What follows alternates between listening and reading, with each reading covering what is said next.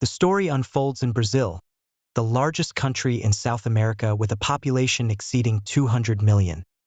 In the central western state of Goiás, where urbanization reaches 89%, the state capital and largest city is Goiânia, a city of about 1 million people, located 200 kilometers from Brasilia. In this region, a specific monocotyledonous plant from the Liliaceae family can grow up to 15 meters tall. Recognizing the value of the equipment, Wagner and Roberto decided to take it home, regardless of its contents. However, they soon realized that they couldn't transport the entire device on their own. Moreover, attracting attention during the process would ruin everything. After some discussion, they decided to dismantle as much as possible and take only the most valuable parts. While they were busy, Bill had promised to call at 5 p.m., and Mary reassured herself that poor phone signal might be the reason for the delay. In the vast and sparsely populated Joshua National Park, many areas had no signal. As time passed, night gradually fell. Cesium-137, a radioactive isotope, released gamma rays from the gap Roberto had pried open. Unaware of this, Roberto inserted a screwdriver into the gap, jiggled it, and extracted some silvery white particles. He rubbed them with his hand, turning them into powder. Initially, Roberto thought the particles might be raw materials for making gunpowder. Roberto thought it might be a type of gunpowder and tried to light it, but it wouldn't ignite. Confused, he eventually gave up. Looking at the pile of items he had spent so much time on, Roberto felt it was all for nothing. However, he did manage to take the thing apart and sold the pieces to a scrapyard located 400 meters northwest of his home. That evening, the scrapyard owner, Dever Ferreira, instructed his employees, 22-year-old Santos and 18-year-old Souza, to dismantle the recovered metal cylinder. After completing the task, they discovered peculiar particles emitting a blue glow inside. They reported this to Dever, who thought the particles resembled table salt but seemed more magical. He took some home to show his wife and even tried to make a glowing ring for her, but without success. In the following days, Dever frequently brought his family and friends to the scrapyard to observe these mysterious blue glowing particles. To share these items quickly, Dever instructed his workers, Santos and Souza, to dismantle the equipment and extract more particles. Using their tools, Santos and Souza managed to remove 19.26 grams of particles from the cylindrical metal object. Dever then distributed these particles among his friends and family, including one friend who ran a farm. This friend, hoping to boost his profits, dissolved the particles in water and applied the mixture to his livestock. Around this time, Dever's wife began experiencing various symptoms, initially dismissed as minor health issues. 4 days later, Santos and Souza had extracted all the particles from the cylindrical object. Deville sold the remaining scrap metal to a scrapyard 1.4 kilometers west of his own. 2 days earlier, his brother Ivo had visited the scrapyard and taken some particles home. Ivo ground these particles into a powder and spread it evenly on the concrete floor of his house. At night, the floor emitted a faint blue glow, creating a magical appearance. Ivo's 6-year-old daughter, fascinated by the glowing particles, began playing with them. She found the glowing powder very interesting and later smeared it on her body, proudly showing it off to her family. Unbeknownst to her, she had already been contaminated with Cesium-137. On September 28th, Deville's wife realized that the medical items her husband had collected might be causing the symptoms she and others were experiencing. To prevent further spread, she decided to dispose of all the parts. She retrieved the medical parts her husband had sold to another scrapyard, packed them in a woven bag, and prepared to take them to Alberto Rossi State Hospital for examination. Deville's wife boarded a bus filled with passengers and headed to the hospital. After a 15-minute ride, she arrived at the hospital, where Dr. Paulo attended to her. Dr. Paulo immediately suspected that the parts were extremely dangerous. Realizing the severity of the situation, He stored the parts in a storeroom, keeping them as far away from people as possible.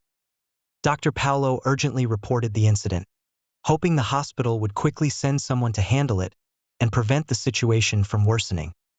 The next day, a physicist detected an alarm indicating the presence of radioactive material within an 80-meter radius of the storage room, effectively contaminating the entire hospital. Recognizing the gravity of the situation, the physicist swiftly evacuated all patients and medical staff. He then approached Dr. Paulo to learn more about the origin of these medical components.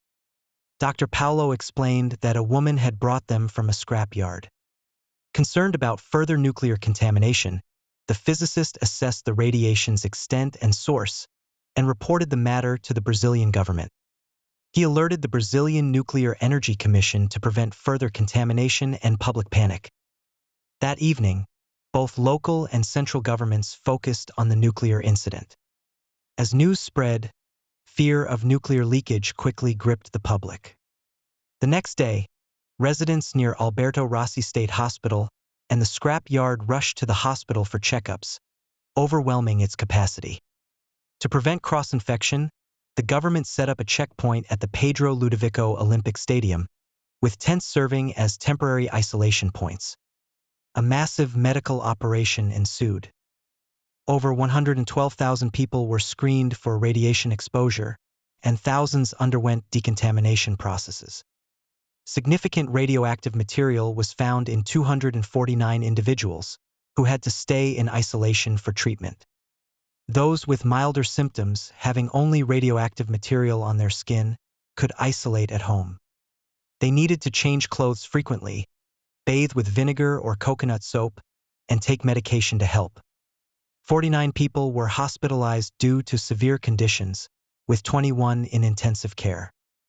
Shortly after the incident, an 18-year-old colleague at Santos recycling plant was also affected. Special procedures were then followed to make respectful arrangements for the deceased. Investigations revealed widespread contamination in several areas. To prevent further issues, the government conducted extensive decontamination procedures in the affected zones. Severely impacted areas were fully cleared, and several buildings were demolished, forcing residents to temporarily relocate. Subsequently, the entire street and its facilities were sanitized. The incident generated a significant amount of waste, which was collected and managed at a designated site. In the aftermath, the government established a park in the area, equipped with secure storage facilities to ensure long-term safety and prevent any lasting environmental impact. This extensive investigation had a notable impact on society, making the Goiânia incident one of the major historical events. Based on the severity, only 2 incidents have been rated at the highest level. Although the immediate impact was not widespread, the long-term effects warranted a significant rating. Due to the incident, global demand for local products plummeted, severely affecting exports. The local economy suffered greatly, and the extensive cleanup efforts were very costly. An investigation into the causes was conducted. Doctors traced the radioactive materials back to a specific research facility, prompting a large-scale screening of the local population. Built in 1970, the facility began operations shortly thereafter. In 1985, a legal dispute over its ownership was resolved by granting usage rights under specific conditions. Patients were transferred from a local general hospital. Later, it was found that the facility had violated the agreement, leading to a lawsuit. Ownership of the land was later transferred to another research institute. 2 years before the nuclear accident, the Goiânia Institute lost the lawsuit and was forced to relocate. Although most of the original buildings were demolished, some rooms still contained medical equipment, including a radiation therapy device. Carlos Bezerra, one of the owners of the Goiânia Institute, informed the National Nuclear Energy Commission that they had moved and left behind a radiation therapy device containing Cesium-137. The commission, responsible for overseeing nuclear facilities in Brazil, was tasked with ensuring the situation was handled properly to prevent any leaks. The Goiânia Institute was only permitted to remove the device under explicit instructions from the commission. Unfortunately, a tragedy was looming. During the court's handling of the dispute between the Goiânia Institute and the St. Vincent Delaware Paul Association, the radiation therapy device containing Cesium-137 was discovered. However, since land ownership had already been transferred to another institute, the matter was inadvertently left unresolved. Over the next year, Carlos made several attempts to re-enter the original building to retrieve the device but was stopped by the new landowners, the Social Security and Assistance Institute, who reported him to the police. Carlos warned Licho Teixeira Borges, the president of APASCO, to take responsibility for the cesium bomb. However, the new landowners ignored his warning. To safeguard the site, the Court of Goiás posted a security guard.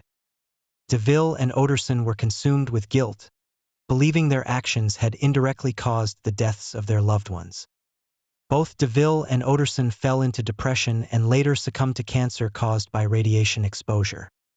10 years after the nuclear contamination incident, several owners of the Goiânia Institute, Carlos Bezerra, Chrysi Dorado, and Orlando Teixeira, along with the Institute's doctor, Flammarion Goulart, faced legal proceedings.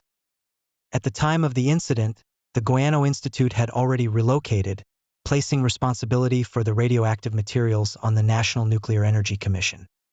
Their negligence indirectly led to the accident, resulting in an order to pay 1.3 million reais in compensation to the victims and their families. Additionally, the owners and the doctor were ordered to pay 100,000 reais each in compensation. Today, tons of radioactive materials remain buried in a designated area in Goiânia, Brazil. These materials are stored in secure containers for at least 180 years, the time required for Cesium-137 to go through 6 half-lives.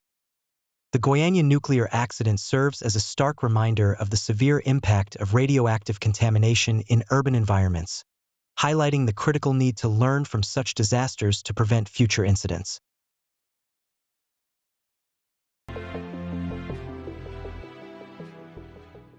If you enjoyed this video, please subscribe to our channel.